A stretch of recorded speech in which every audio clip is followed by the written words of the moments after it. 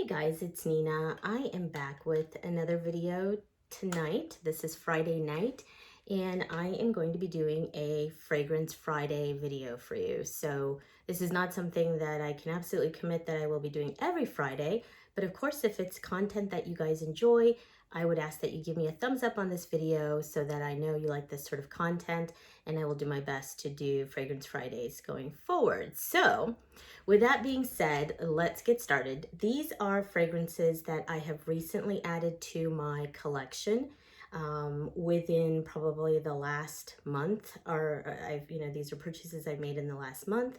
And these are pretty popular. Many of them are, some of them are pretty popular fragrances, so you guys might be familiar with them.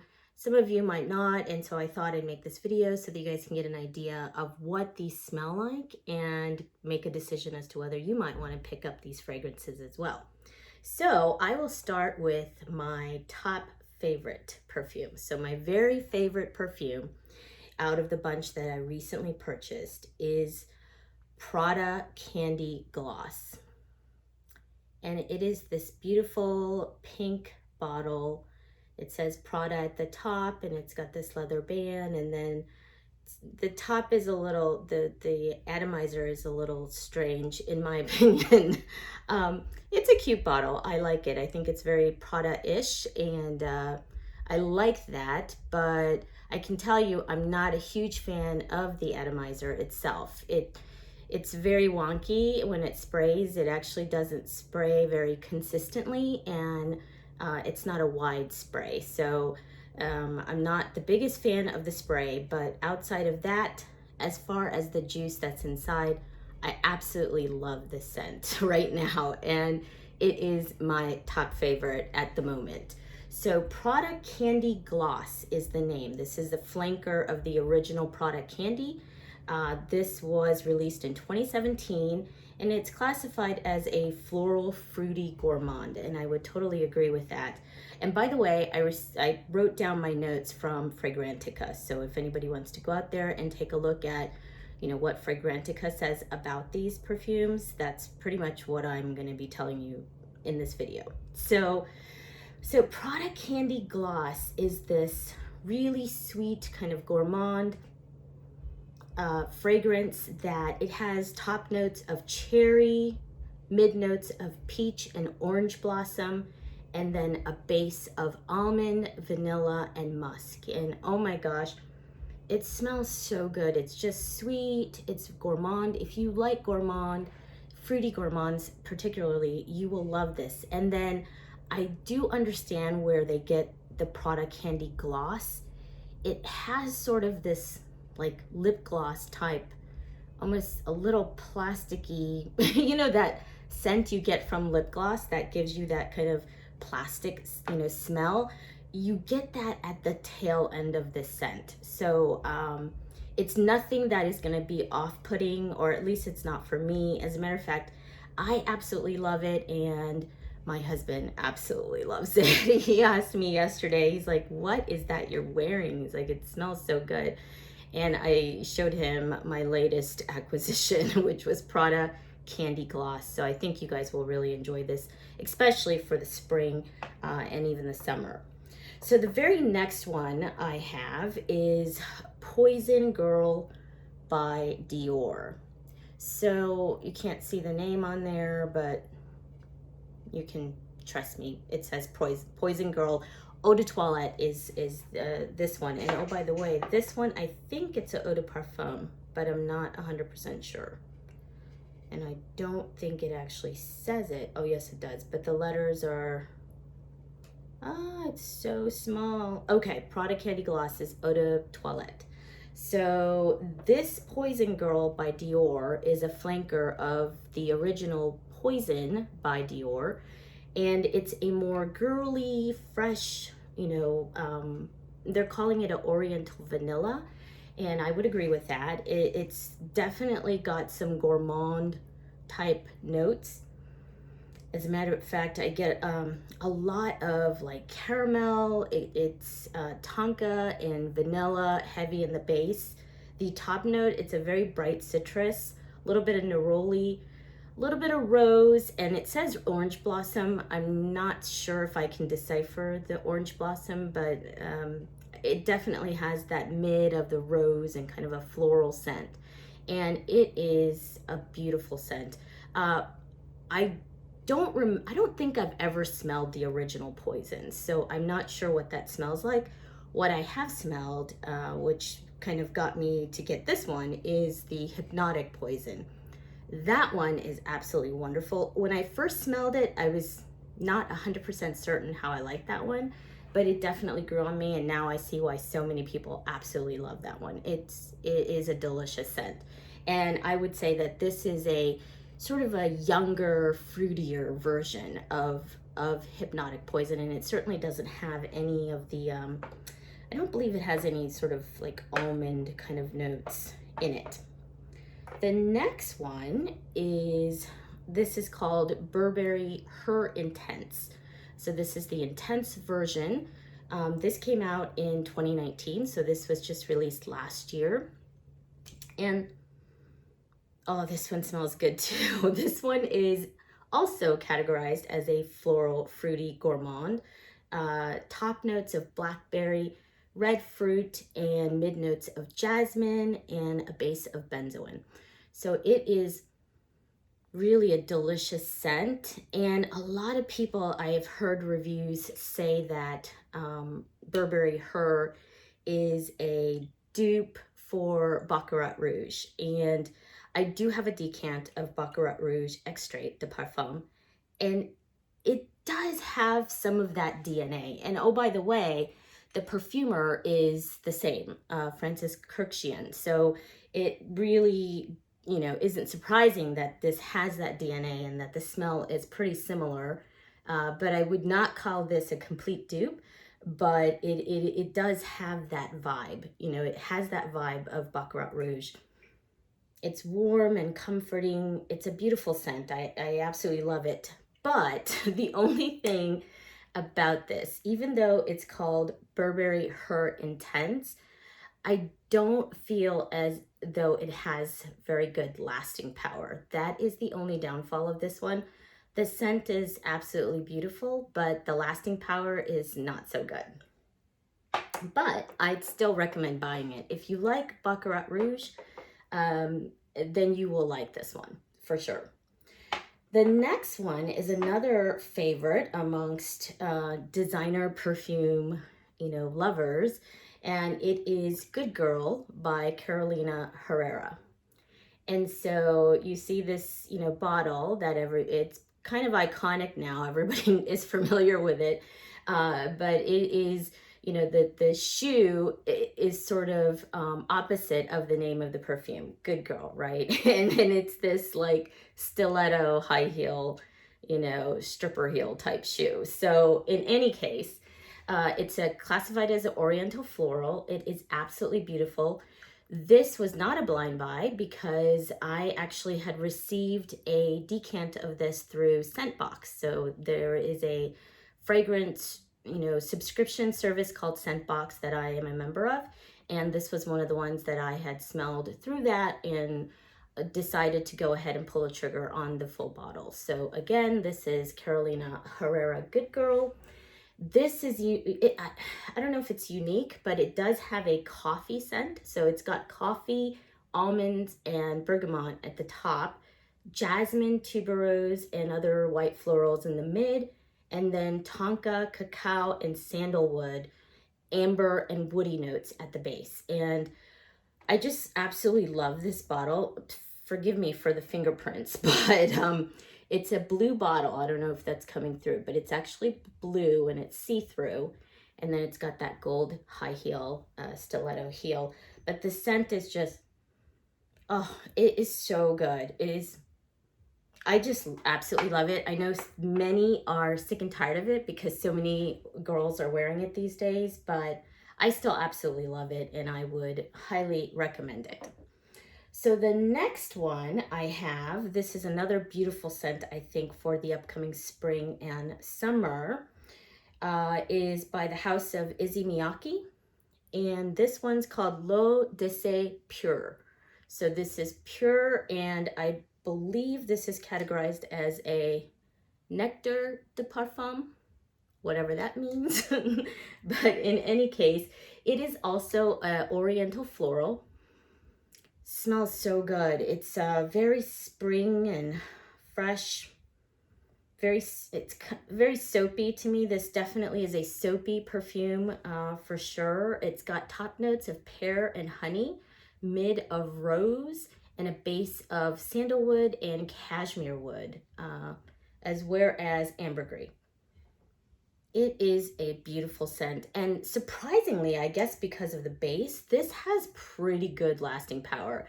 I've tried all of these that I'm talking to you now on my skin, and this one I would say lasted about 7 to 8 hours, which I was surprised for an Issey Miyake fragrance, only because you know, most of the original, like the women's perfumes, I feel like they tend to last a little less, unless they do have some of that base that's, you know, heavy and sandalwood or patchouli or something like that. But this is a beautiful scent.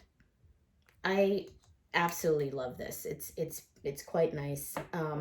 Very floral though. So if you're not into florals, but I would call this an aquatic floral. So if you know, it's got those aquatic kind of feel to it or vibe to it, but it is definitely floral. The next one I have is Versace Crystal Noir. Oops, I'm showing you the wrong side. And this one is classified as an oriental floral.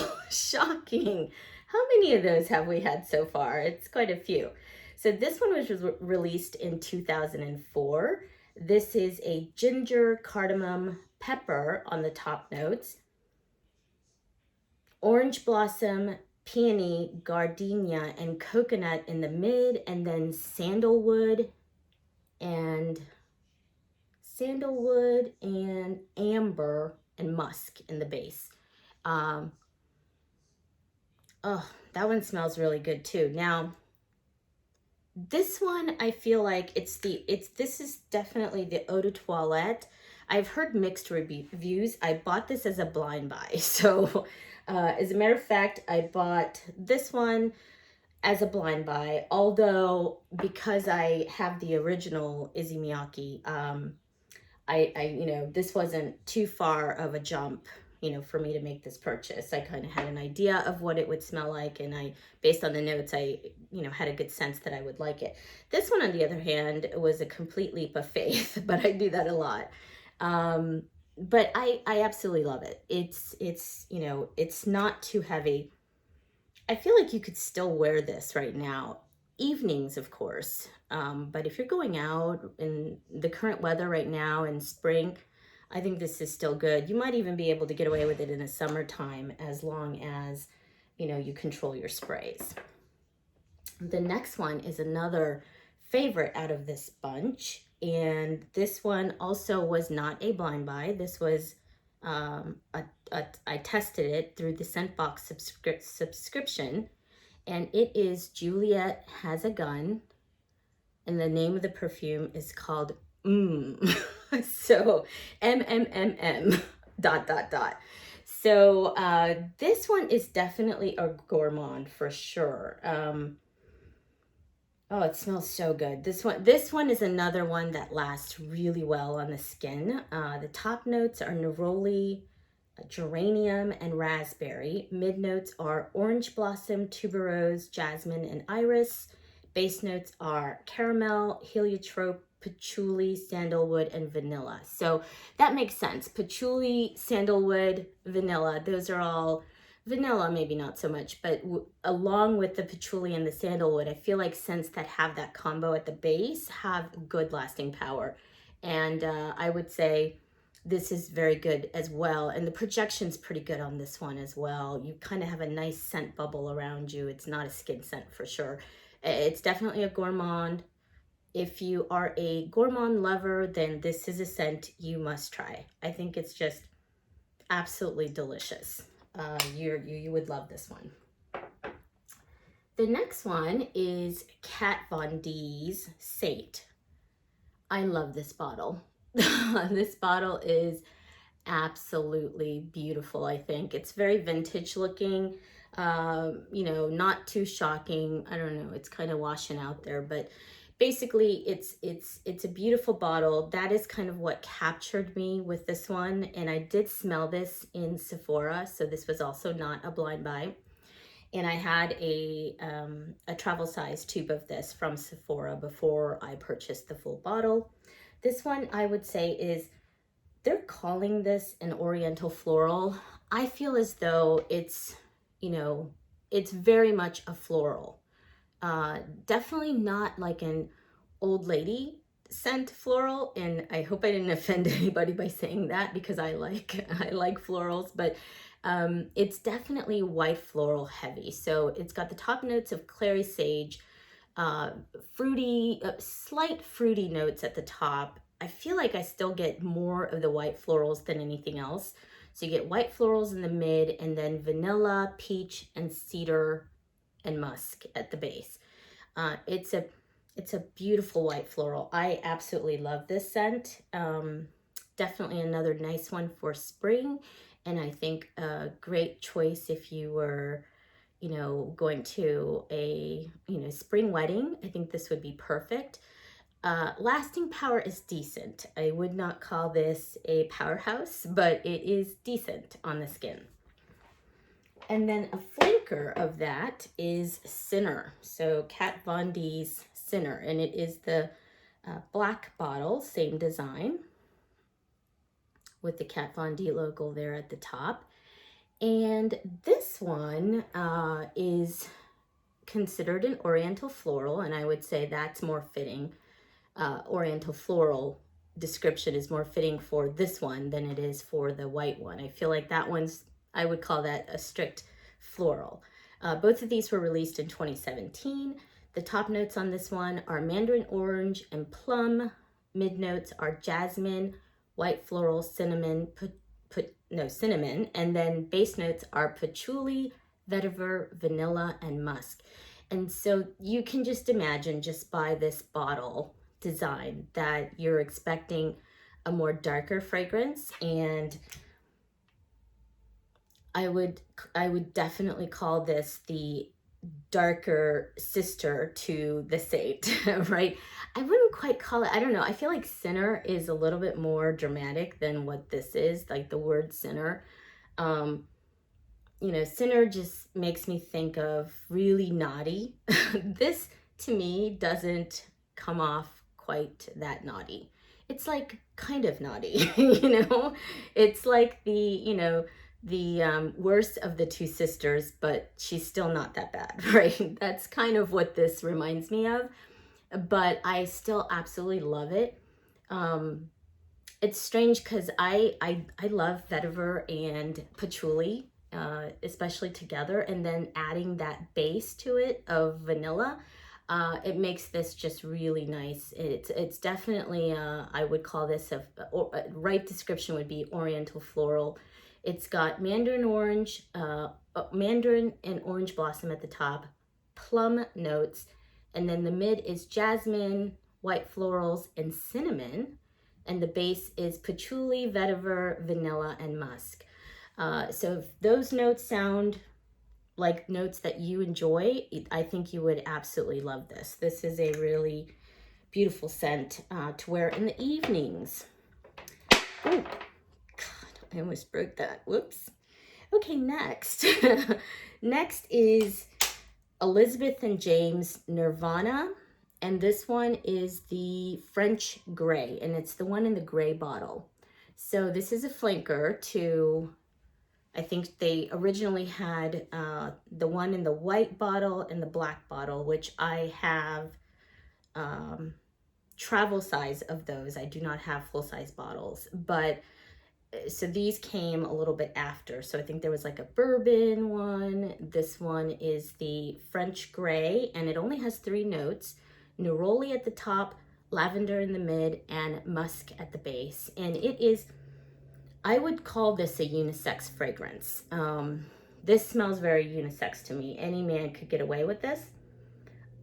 You can definitely smell the lavender, but I don't know. My husband would wear this for sure. And I've sprayed it on him and he loved this scent. It smells very good. The only downside about these fragrances, and all the ones I've smelled thus far from Elizabeth and James in the Nirvana line, I did love them, the scent. However, the lasting power is like crap. It's absolute crap, and I just am so saddened by that because the scent is so good. As a matter of fact, that's the reason why I bought the 1 ounce of this, because I feel like if I'm gonna wear this, and it's most likely going to be like evening time, I would put this in my bag to take with me to respritz, because it literally like 1 hour, maybe 2 hours at the most, at least on my skin. So, you know, that's the only downfall of these. Other than that, I think they did. I mean, I'm surprised. I don't know if you guys know who designs Elizabeth and James, but it's Mary-Kate and Ashley Olsen. So I was pleasantly surprised when I, you know, tested these, because they smell a little bit more sophisticated than, you know, what I would imagine would come from, you know, that design house. So in any case, it's a good scent. I do love it. It kind of gives me a sense of vetiver, but there's no vetiver listed in the base, only musk. The final one I have added to my recent collection is a Viva La Juicy flanker called Le Fleur. And this one is a floral, a fruity floral, or I would say floral fruity, because it's more, I think it's more floral front, you know. It was released in 2012. The top notes are mandarin orange, red berries, water lily, honeysuckle, gardenia, and jasmine. And then the base is vanilla and sandalwood. And it is once again, another, I would say, a soapy scent. It's, you know, it's definitely a soapy scent, but it's a nice light floral. Lasting power, again, not that great, but definitely better than Elizabeth and James. I would say maybe about 4 to 5 hours, 4 hours probably on my skin. But again, it's a beautiful scent. It's a light floral. It's just a pretty scent. You know, it's one of those, like, you know, the pretty girl with the pretty dress on. That's what that scent reminds me of. And I like it. I like it. I happen to be a fan of most of the Viva La Juicy line, so I've added that to my collection. So I think for today, that is everything. If you have any further questions about any of these scents, or if you'd like a deeper review of any particular scent, here, please let me know. I will be doing, hopefully if you guys like this video, then I will be doing Fragrance Fridays going forward. So with that, hope you guys have a wonderful evening, and thank you for watching my video. Bye-bye.